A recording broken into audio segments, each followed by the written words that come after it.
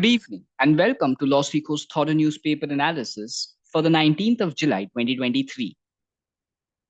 So today we have one editorial article which has been taken from the Hindu and is titled A Bill That Fences in the Right to Information. For the second and the third segment of the day, we will have the news update and the legal news. Now, in today's article, A Bill That Fences in the Right to Information, it talks about one of the primary concerns that was raised when the Digital Personal Data Protection Bill was brought forward. Now, it is back in the news because the Union Cabinet has decided to put the Digital Personal Data Protection Bill, which is also known as the DPDP Bill, to the table in the monsoon session. Now, there are two key provisions which are problematic with this bill, and the Union Cabinet has not stated how it has dealt with these two provisions or if it intends to deal with these provisions at all. Now, this was a concern when it was first introduced, and it is still a concern. Now, what is this? It is the fact is that the issue with the bill is that it has two key provisions that dilutes the power of the Right to Information Act. Now, when we talk of India as a democracy, we have to understand or we need to consider the fact, take cognizance of the fact that the Right to Information Act has been a weapon for citizens in order to protect their beloved democracy. Citizens have been attracted to the RTI Act like a fish to water, and they have been using the Right to Information Act to expose wrongdoings by the government. The Act recognizes that in the default mode, the citizens have a right to access almost all government information except those which are enumerated under 10 categories enshrined under Section 8, subsection 1 of the Right to Information Act. Now, the most widely used exemption is the Section 8, subsection 1, subsection J, which talks about a particular information with the government that affects the privacy of an individual. Now, such an information cannot be disclosed to the general citizen at large. However, even within this subsection or even within this provision, there is a caveat. It states that if such an information which relates to the privacy of an individual could have been disclosed in front of the state legislature or the parliament upon being asked, then the same information cannot be denied to a person who is a citizen of the country. Now, why the controversy regarding the Digital Personal Data Protection Bill or the DPDP Bill? Firstly, the bill amends this particular section of the Right to Information Act. And now, what is the problem with this? Now, if the bill comes to force and if the amendments take place, any information relating to a person can be legally denied because they remove this caveat that if it is accessible by the state legislature or the parliament, then it is also accessible by the general public. This caveat is removed.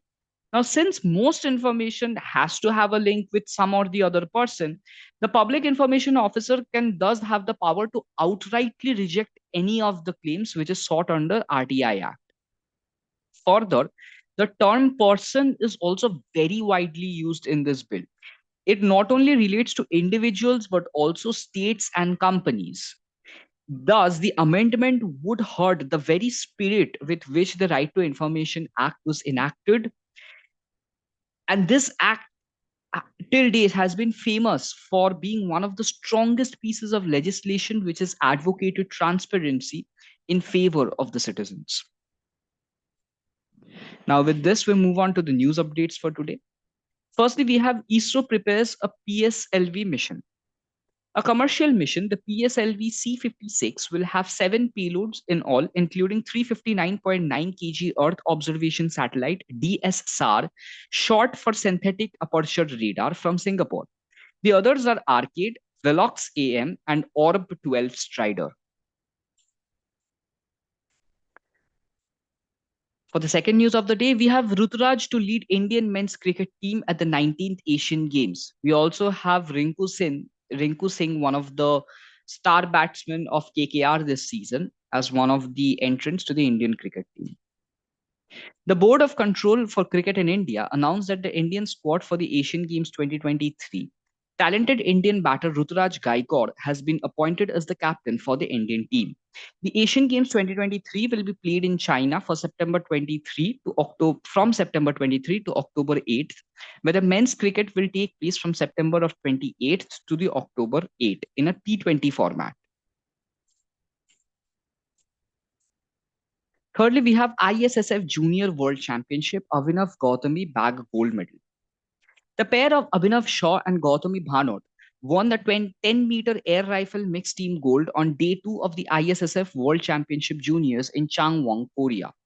The Indian pair defeated the French combination of Ocean Muller and Romain Offray 17-13 in the gold medal match.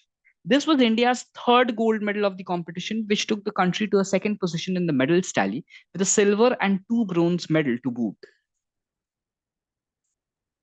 Next up, we have the demise of Oommen Chandy, who is the former Kerala Chief Minister.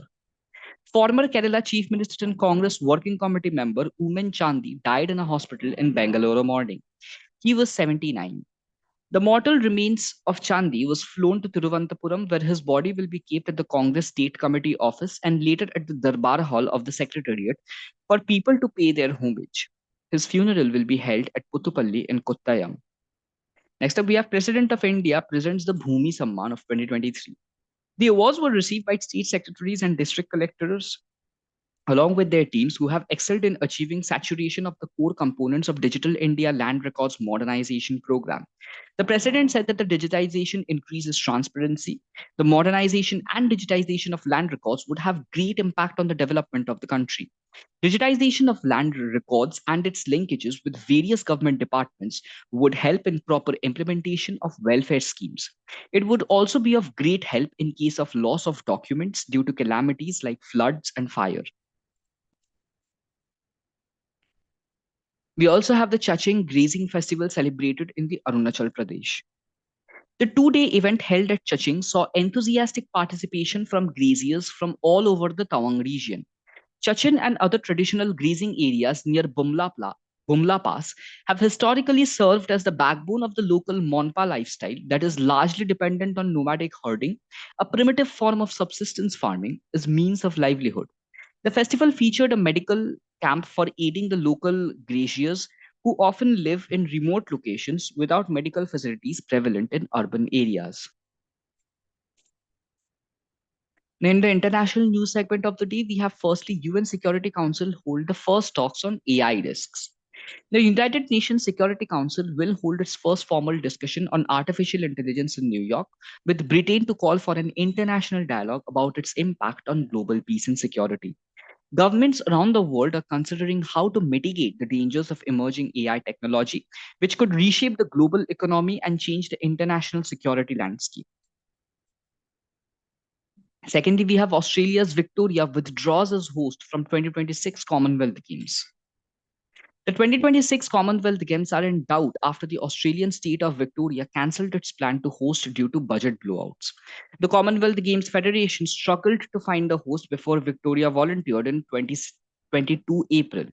The Commonwealth Games are a multi-sport tournament that take place every 4 years. They have only ever been cancelled during the World War II.